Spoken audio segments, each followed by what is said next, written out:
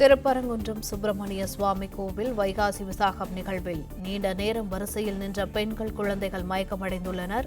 இதுகுறித்த கூடுதல் விவரங்களை எமது செய்தியாளர் ராஜகுமரன் வழங்க கேட்கலாம். வணக்கம் ராஜகுமரன். இதுகுறித்த கூடுதல் விவரங்களை எமது செய்தியாளர் பாலமுருகன் வழங்க கேட்கலாம். வணக்கம் பாலமுருகன், இதுகுறித்த கூடுதல் விவரங்கள். வணக்கம். தமிழ் கடவுள் முருகனின் அறுபடை வீடுகளில் முதற் படை வீடான திருப்பரங்குன்றம் அருள்மிகு சுப்பிரமணிய சுவாமி திருக்கோவிலில் வைகாசி விசாக திருவிழா நடைபெற்று வரும் நிலையில் அதிகாலை முதலே பல்லாயிரக்கணக்கான பக்தர்கள் சாமி தரிசனத்திற்காக கோவிலுக்குள் குவிந்து வருகின்றனர்.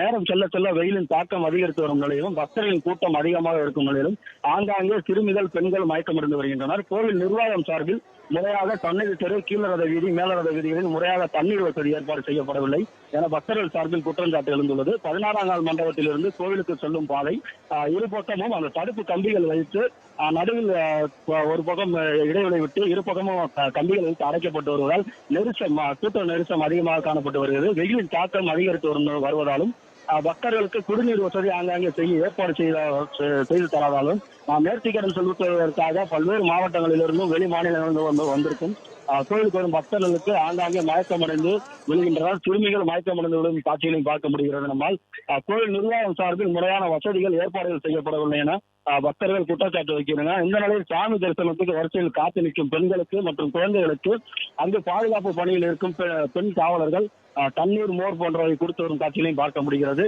அதாவது வழக்கம் போல் 16ஆம் நாள் மண்டபத்திலிருந்து கோவிலுக்கு செல்லும் பாதை அகலமாக இருக்கும். பக்தர்கள் பல்லாயிரக்கணக்கான பக்தர்கள் வந்தாலும் நீண்ட வழியில் சென்று விடுவார்கள். ஆனால் இந்த முறை பால்கடன், நேர்த்திக்கடன், காவடி எடுத்து வரும் பக்தர்கள் தனியாக செல்வதற்கும் சாமி தரிசனம் செய்யும் வரும் பக்தர்கள் தனியாக செல்வதற்கும் இரு பாகங்களாக பிரிக்கப்பட்டு நடுவில் நீண்ட இடைவெளி ஒன்று விட்டப்பட்டிருக்கிறது. இதனால் பக்தர்களின் கூட்டம் நெரிசல் அதிகமாக காணப்படுகிறது.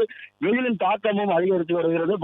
பக்தர்களின் கூட்டமும் அதிகரித்து வருவதால் ஆங்காங்கே சிறுமிகள், குழந்தைகள், பெண்கள் மயக்கமடைந்து விழுகும் காட்சியிலும் பார்க்க முடிகிறது.